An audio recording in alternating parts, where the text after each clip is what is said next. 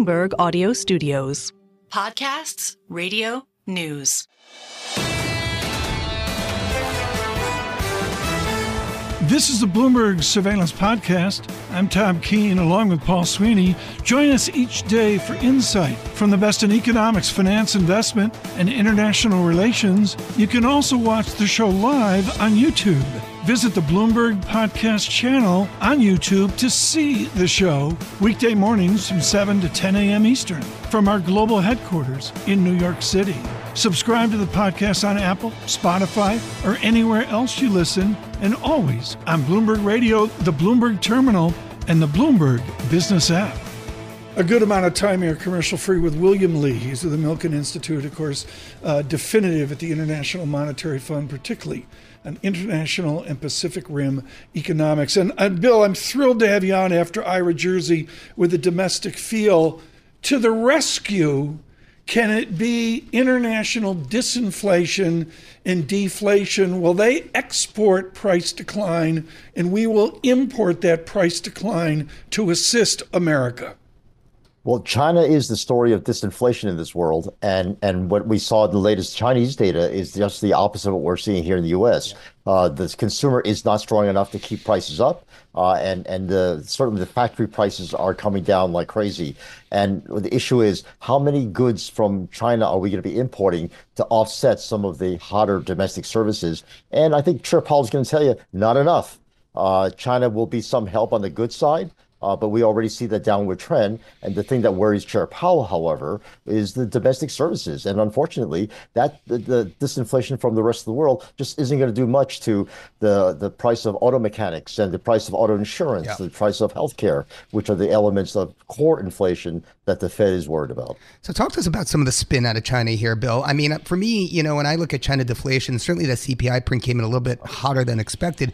I just disregard that, right? I mean, it's still about PPI in China. It's still about, the fact that it's really, prices are really coming under pressure there in the property sector. Talk to us about some of the spin we're hearing about local government finance vehicles and the fact that it seems like Beijing may finally be willing to let some of them actually default, if I'm hearing that correctly.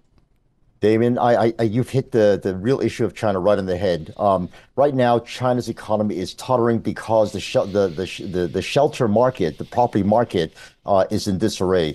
And right now, so much of wealth in China is tied up in the property market, 70% of household wealth, that the government is going to have to try to do something to support it.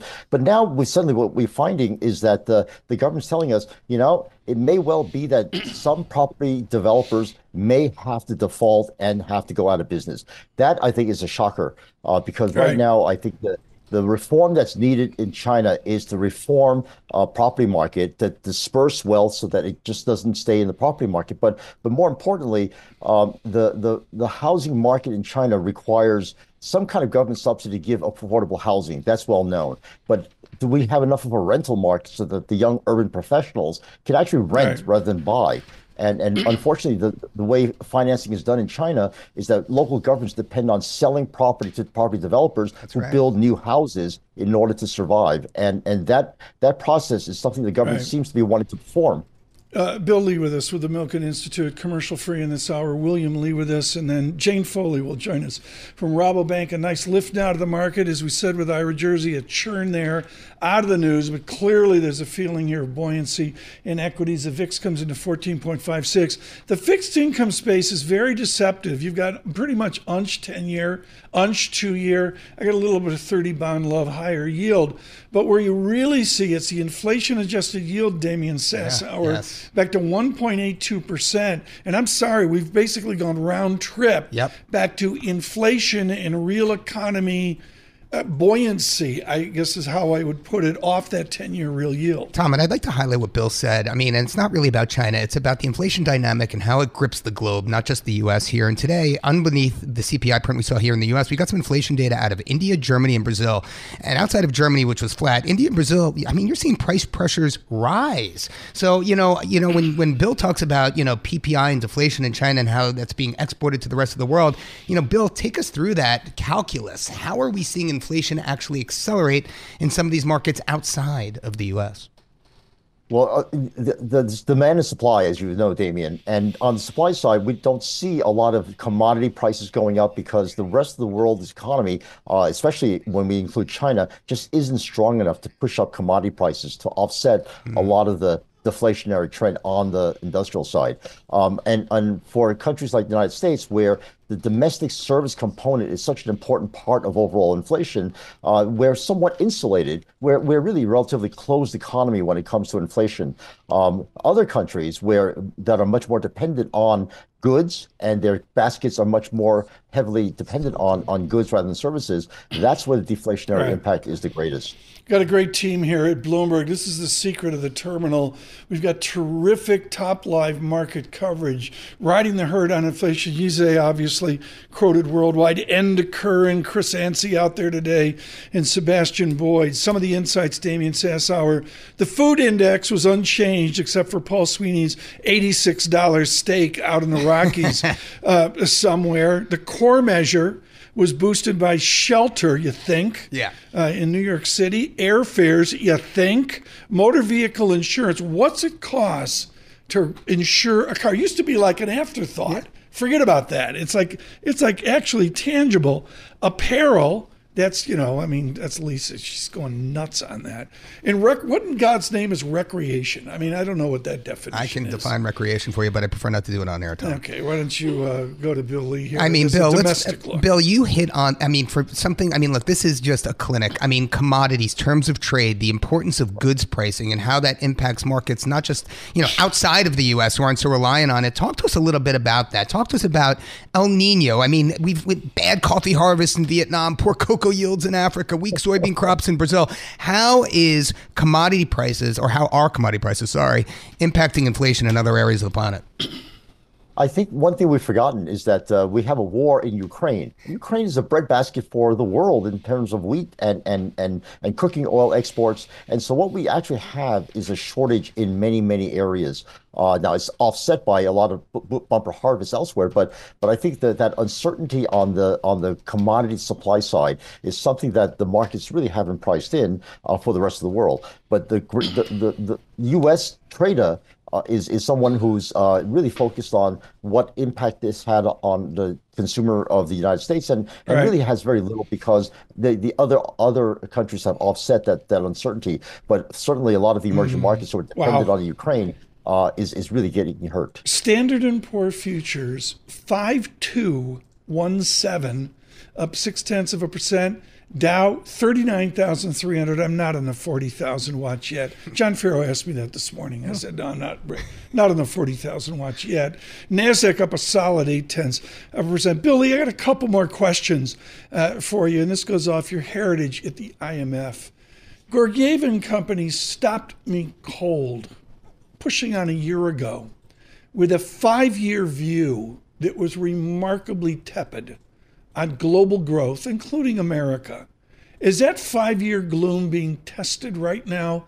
Does a new productivity, at some point, is it going to make for a more optimistic IMF 5-year view? The IMF right now is continuing to bring down its longer-term forecast because population growth in the developed countries is slowing down tremendously. But as you know, technological progress is something that could offset some of that. We both lived through the computer PC revolution of the 90s. And the data show that we got a huge productivity boost with the introduction of the computer and PC during the 90s.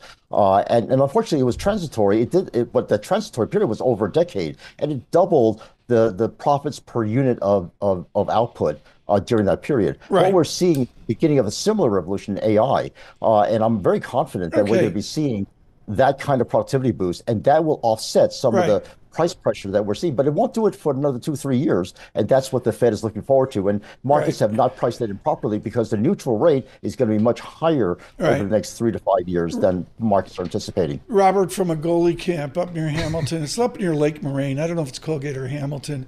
Auto insurance up 21% year over year. Robert, thank you for that. Bill Lee, I want to dovetail in your wisdom and your experience with my book of the summer, Chris Miller's Chip War.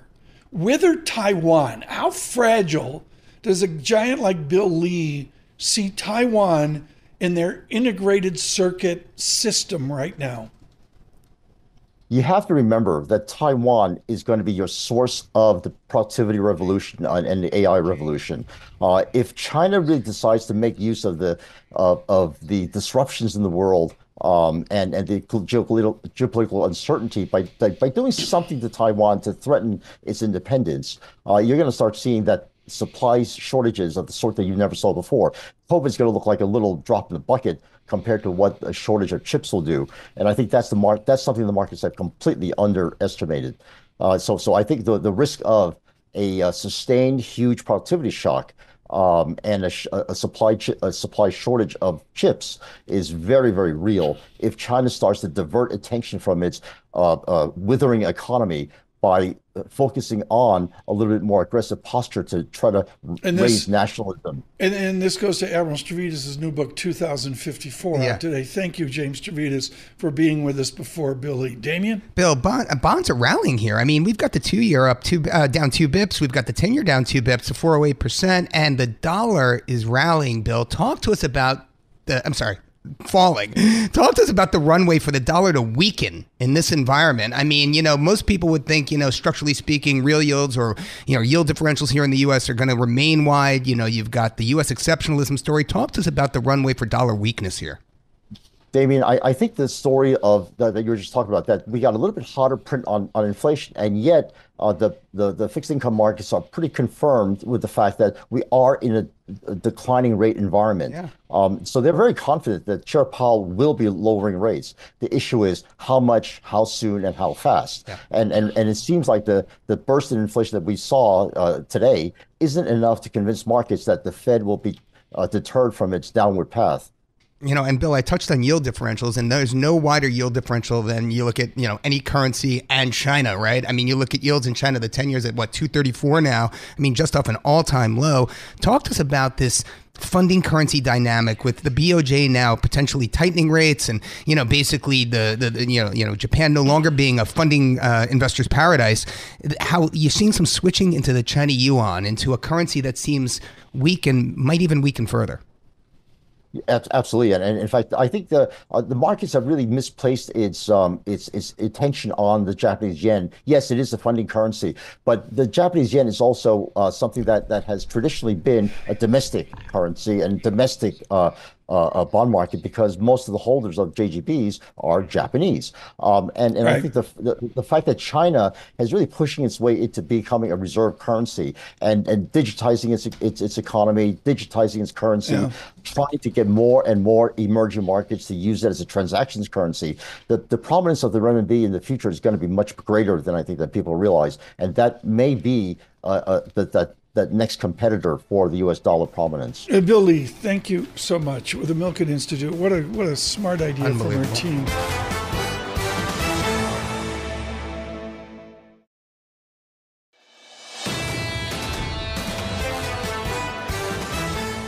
Greg Dyka joins us right now with Ernst & Young. I'm sorry, I'm old school. It's not EY.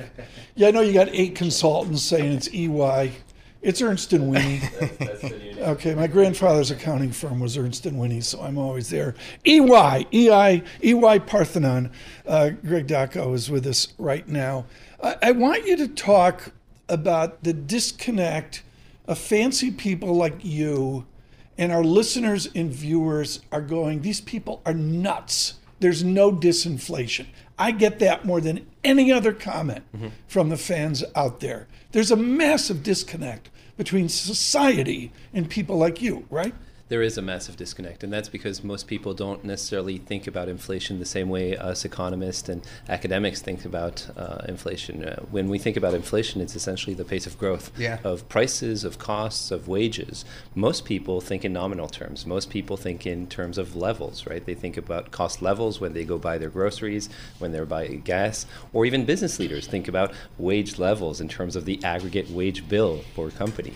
Tom, that is the disconnect. Tom, did you see Greg Dyka when he came in? He brought his laptop. He was ready for this inflation print. He had a lot with him, a lot of equipment, a lot of hardware. Greg, what was your big takeaway? And I take your point. Staten Island. He walked in and he plugged it in, and Staten Island dimmed. I don't know if you caught this. Yesterday, Gary Cohn, former CEO of Goldman Sachs, was on the tape talking about exactly what we were talking about, the additive nature of inflation, right? We think of it as a rate of change. Yes. but your average, consumer's thinking of levels, of price levels. Talk to us about your big takeaway. What should the U.S. consumer be taking away from this print? Well, I think generally we're still moving in the right direction. So there's still that disinflationary impulse. It's going to be bumpy. It was bumpy on the way up. It's going to be bumpy on the way down. But the thing is that if you look back at price levels relative to 2019, we're about 21% higher in terms of price levels on average relative to pre-COVID. That is what most people are thinking about when they think about inflation. Pro tip, I measure it in dog food. Exactly. It's way above the number you just... Everybody has a reference point. Everybody's got a different thing. I'm sorry. The Purina Premium. What Vet Bill, no, it's Gainsbourgers. What Vet Bill and Kennel Fee are charging me is ridiculous. We're on Apple CarPlay. We are commercial free across this inflation report. What a great lineup. Ira Jersey to Bill Lee. Greg Dackel joining us from EY Parthenon right now. On YouTube, it's just real simple, folks. Go to YouTube. You're in your bedroom. You're in your living room. You're in your car. Whatever. Go to YouTube.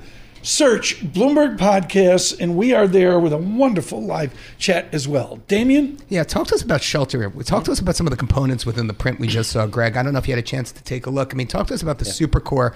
Anything there that we should be taking away? Well, I think generally speaking, housing inflation is still the area of concern when it comes to overall inflation. We still have shelter cost inflation in the 6% vicinity. It needs to come down to around 4% to bring headline inflation and core inflation back down towards that 2.5% range. We're not there yet. We know there was a lot of noisiness in the January data. The BLS had a commodity specific prices, webinar to explain where some of the volatility came from, especially on the owner's equivalent side of the picture. But we are seeing disinflation continue to filter through. It's just taking a little bit longer. From a Fed perspective, from an economist perspective, from an investor's perspective, inflation is still moving towards that 2% target, and that will allow the Fed to gradually ease monetary policy, not in March, not in May, probably in June. Well, I mean, that's interesting. So June, we're looking for it. But, the question I have is, okay, we can get that cut in June, but then are we expecting successive cuts the way the market's pricing in? I mean, what's interesting is if you look at OIS and you look at December, Greg, and you know this as well as anyone, we're pricing in 3-4 cuts through the end of this year. But my goodness, the probability distribution around what might actually happen by the end of this year, I think you've got options markets telling you it could be a hike or you could have 5 cuts. I mean, talk to us a little bit about what the market has right and what it has wrong here on a forward basis.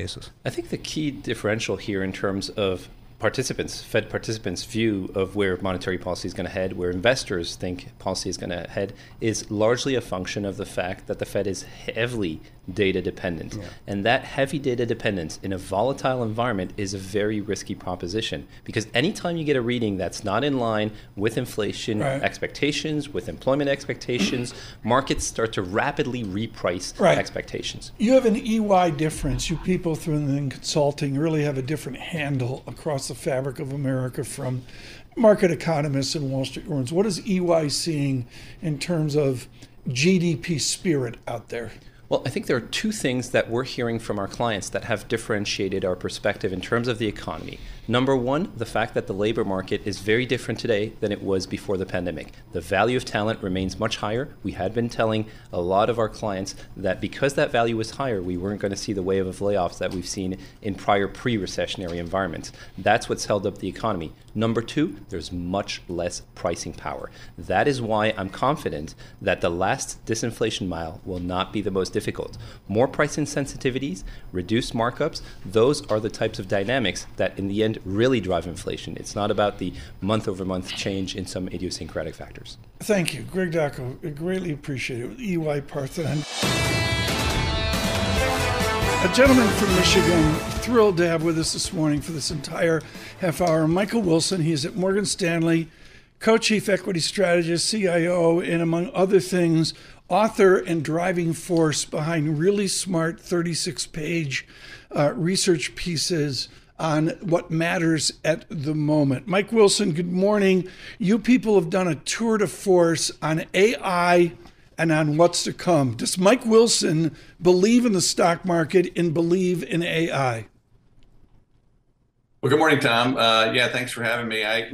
We do believe in AI. We've been probably more front-footed on this theme as a firm over the last year and a half. And the way I would characterize it is that this is probably the next big productivity driver but it's not going to happen immediately. And we're seeing that manifest itself in the stock market, right? So far, what's really worked from AI has been what we call the enablers, the companies that are allowing this new platform to be developed and built out. And we've seen, obviously, some of the stocks go somewhat stratospheric. And the real opportunity, though, is going to be when this technology diffuses across the economy.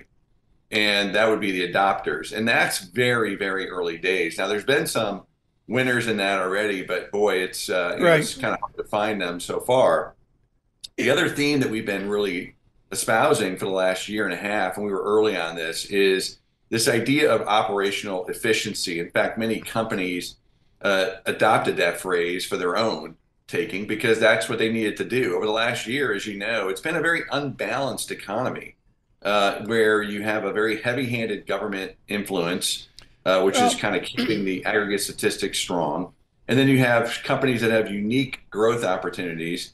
But then the sort of average company is really struggling still with cost inflation, labor tightness, cost of capital, et cetera. And so efficiency is one way to get around that, right? Keeping your costs down and keeping your margins stable. I'll dovetail that into Ellen Zentner's new productivity, and we're hearing a lot about that on the show. Mike Wilson, I'm not going to mince words. You've been a piñata for people that are like, I want to participate in the market, but I just don't get the exuberance out there. What's the Wilson meter look like right now on market exuberance? And don't narrow it down to the silliness of NVIDIA, but how effervescent, how exuberant is a market I want to be in, but I'm scared stiff? Yeah, I mean, look, there's been some big winners and some big losers. It's been a stock picking environment, quite frankly, really for the last year and a half. And look, we had that major low that was made in October 22, one that we identified as a good opportunity. The one last fall we felt was close, but didn't quite get there. But of course, we had a huge rally. And what's happened, Tom, and I think this is a differentiating feature of our view versus others, is we view the last 4 to 5 month rally as being driven more by very loose financial conditions, extreme liquidity, which is finding its way into the right parts of the market. And the parts of the market that are working are what we call high quality growth stocks. And some of those you've mentioned, and some of those are, but it's not just tech stocks. Some of the industrial space, which are benefiting from some of those heavy handed government programs, for example. Some of the consumer space is having a bounce back, particularly consumer services. And then, of course, these companies that are being efficient. And that's really what's been working. And it's been, so in other words, the market's been very good at identifying the winners. It's also been very good at identifying the losers. Well, Mike, I mean, you mentioned efficiency and you mentioned operational efficiency. And for me, I need you to drill down a little bit more. What indicators are you looking for? Are we strictly talking operating margins here? I mean, how do you evaluate, those sectors you're referring to? Like which sectors are primed to perform well, given, that focus on high quality growth, on operational efficiency, on the narrowing of that big divide between the haves and the have-nots? Yeah, it's not really by sector, Damien. It's more by company. It's really company specific. And we've talked about that, meaning within sectors, there are companies that are being more efficient than their competitors. And we're seeing that. So that once again, it is, as you say, the haves and have-nots. So I don't think it's a sector call. It's a company call. It's a very stock specific call. So that's actually a really good environment for active managers who can take advantage of that. So we're seeing, like I said, we're seeing it across multiple industries. It's not just one or two. So then, Mike, is the key identifying those companies that are going to improve their operational efficiency, or selecting those companies that have an advantage over their peers?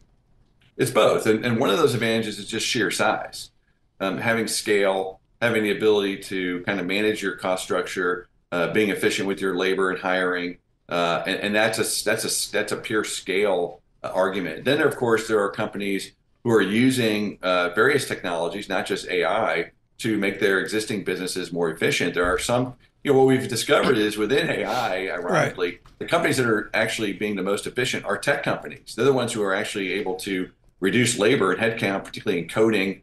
That's one area where it's been extremely efficient, back office, et cetera. So in many ways, AI is helping to keep the labor market a little bit soft. Mr. Wilson, sir, well, let's talk about, your note from yesterday, multiple expansion kind of accounting for most of the, move we've seen here in equities. But then you cite your colleague Andrew Sheets, and this is what I love. I want to talk about M&A volumes. I want to talk about $35 billion of IG issuance expected this week after 3 weeks straight of $50 billion. Talk to us about which sectors are witnessing M&A activity and why. Yeah, I mean, the conditions are there for M&A. I would say the headwinds are that the cost of capital is still pretty high. We haven't seen any rate cuts yet. And then even though we're seeing issuance at the IG level, that's pretty robust. A lot of that's for refinancing and also for, for existing deals that are in the market. The other constraint, of course, is that we just had a big increase in valuations. I would say, last fall was getting closer to a point where the buyers and sellers were getting to a point where maybe the price was right. And now, of course, those prices have elevated again, and you have stars in the eyes of some of the sellers. So I think this is going to be, once again, a story for 2025-26 as we kind of settle into whatever the new administration or the existing administration stays in power. I think those are also wild cards for M&A. So the conditions are there. We're not seeing a ton of activity right now. But we're hopeful that will pick up later this year and into 2025. So I just want to recap here. Valuations are relatively rich. Interest rates are relatively high. And yet volumes and activity are picking up. Go figure. I wonder what's going on in the corporate suite. But let's go back to a little bit of what you mentioned before with operational efficiency. So in this environment, in an environment where, cost of capital is relatively high and valuations are rich, what should companies be doing to improve their operating and their profit margins here?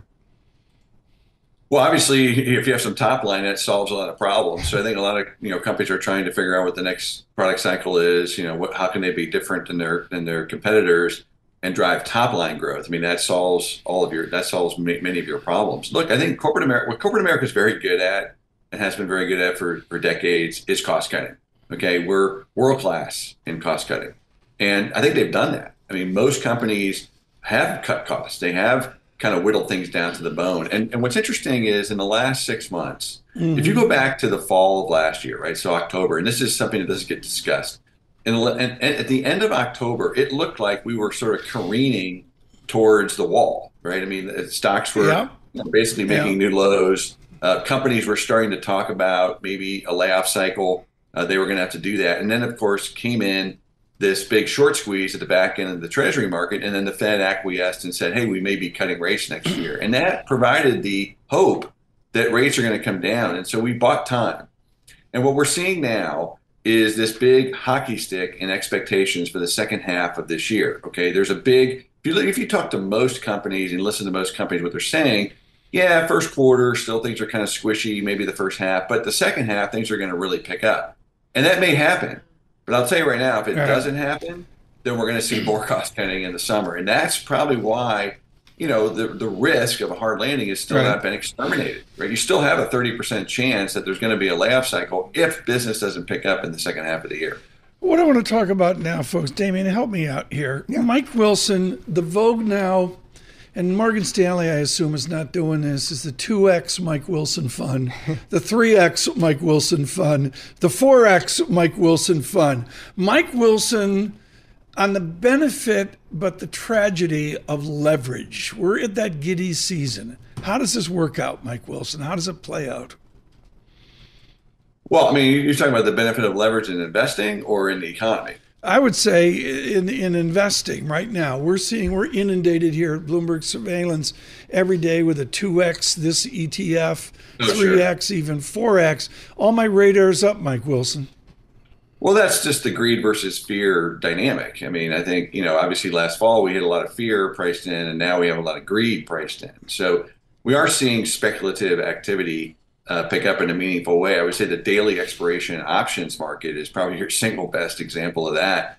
We have a lot of people sort of, in the stock market is like prop bets, almost like DraftKings and things like that. That to me is, signs that exuberance is pretty high. Now that doesn't have to end in tears. Okay.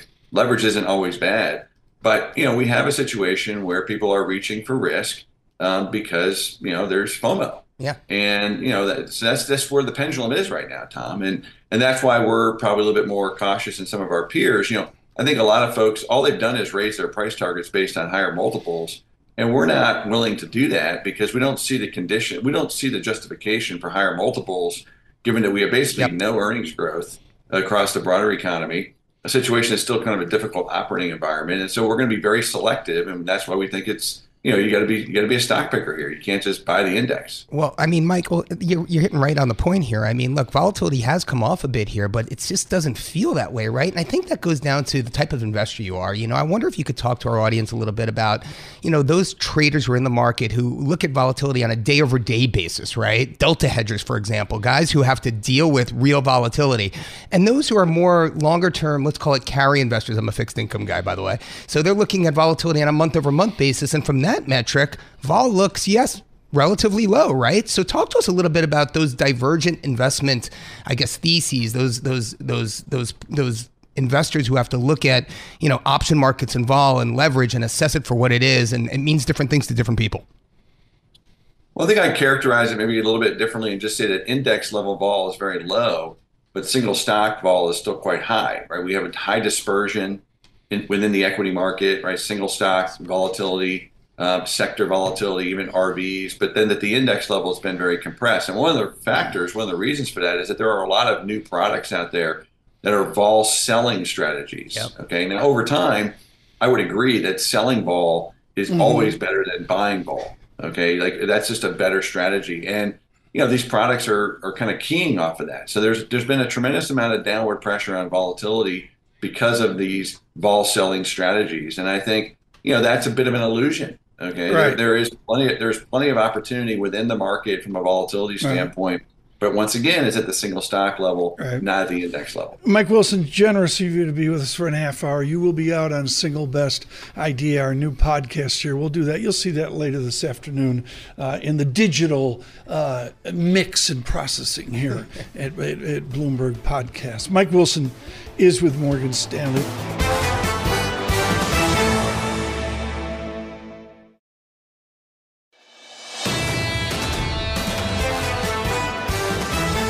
Your daily roundup in English, the front pages around the world, brought to you by Lisa Mateo. All right, well, starting with Walmart, they want to teach their store managers about compassion. This was in the New York Times, okay? Every year they bring together their store managers at headquarters to talk about how to relate to workers.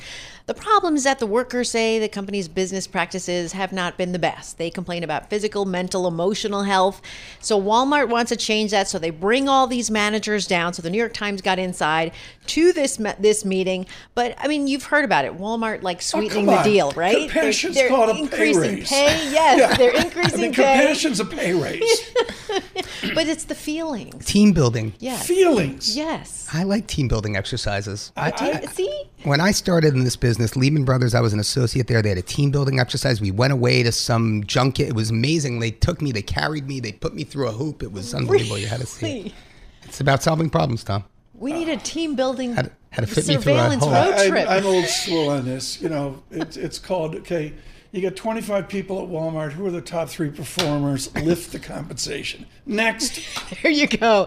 Okay, more couples are embracing DINK, dual income, no kids. So they're starting to raise about this. Big deal. Social media, TikTok, Instagram, they're posting all about it. And it's morphed beyond just DINK, D-I-N-K. It's gone to DINK WADS, which is dinks with a dog.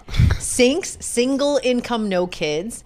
Dinks, they also called Dino, dual income, no offspring. There's all these like acronyms, but here's the thing. It's generating some backlash from parents who are saying, I understand what you're saying, how, you have a lot of freedom, time and money, but, we have the families and we have all the love behind it. So it's back and forth. The thing in the studio here, the Interactive Broker studio, folks, is you got single income, 3 tuitions, 2 dogs. I mean, that's where we are right now. I was a big fan of childless couples back in 2001 when I was married. My wife, on the other hand, had a different idea. And so here I am, and I guess I've missed my window to be a dink. I have to say, I was kind of along the same time. I will say that out of COVID, within this whole social debate, and I don't want to fire. I mean, we just lost 400 people on YouTube live chat, but I just would suggest that out of COVID, we've learned that we need some form of child care revolution in America. Oh, yes. And we need some form of policy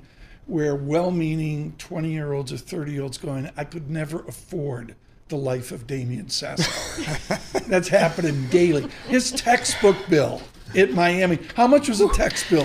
We're not going to talk about. We're not going to talk. My son got a scholarship to University of Miami. He's a great student, so kind of How much were the out a little bit. textbooks the first semester? It's all online, Tom. It's online. Yeah, It's there's online. no books. Okay, but still, you're just paying. Textbooks. I'm worried about Ubers. I'm worried about the exactly. car. I mean, Yes. it's the Uber down in Yeah. Miami which kills you. And the other thing is they go the year abroad and they go, can I go to Florence this weekend? There's that. Next. Can you adopt me? Okay, we're going to the Financial Times right now. They're talking about this UK competition watchdog. They're launching an inquiry into veterinary markets. They're saying that pet owners could be overpaying for medicines and prescriptions. I mean, you've said that a number of times here, Tom, about how the high cost of pet, taking care of your pet. Whether I was it's on the phone the other day. Yeah. I mean, I'm going away and kennel fee will only stay at the best. I mean, that's all there is to it. The vet bill coming back from a 5-day soiree is more than the hotel in Paris. Oh. It's great. And what's great about my vet is it's called the Horace Mann School of Veterinary Medicine. I just make the check right out to Horace Mann. My wife doesn't let me take. Tuition. I have my Snoop, my mini golden doodle. My wife doesn't let me take her to the vet anymore, because the last time I did that, it cost us a lot of money because the veterinarian told us she may have a little heart murmur. I was like, oh, let's get that taken care of and tested. Some thousands of dollars later. Yeah. I mean, go figure. It's something. It's really something. I don't. It's the dogs just laugh. I love her. Though. Next. No dogs for me. All right, finally, Airbnb. Have you ever been to one? I know I've been to one where they have the security cameras in there, and there's instructions for you as to how to turn it off and then how to turn it back on when you leave. Well, Airbnb, they're just saying that's enough. They're banning the use of all those security cameras. It starts April 30th, so this changed on their policy, and account holders, they can be removed if they don't comply with it, so they can be taken off. But there are a few things that still are allowed. Hosts, they're still able to use like the doorbell cameras. They can still use those, and they can use noise decibel monitors, which I've actually encountered on Airbnb still a before. thing? Is Airbnb on the up and up? I believe it is. Yes, it is. My question for you, Lisa, is how are they going to enforce this? Who's going to stop somebody in their own home from putting a camera in the bathroom? Well, until it's too late. The people who visit, they'll complain. They'll write into Airbnb and say cameras are there. They won't see the camera in my bathroom. I'm sorry. No, not bathrooms. Thank you. Oh, yes. The newspapers with Lisa Mateo. Thank you, Lisa Mateo. Anytime. This is the Bloomberg Surveillance Podcast, bringing you the best in economics, finance, investment, and international relations. You can also watch the show live on YouTube. Visit the Bloomberg Podcast channel on YouTube to see the show weekday mornings from 7 to 10 a.m. Eastern from our global headquarters in New York City. Subscribe to the podcast on Apple, Spotify, or anywhere else you listen, and always on Bloomberg Radio, the Bloomberg Terminal, and the Bloomberg Business app.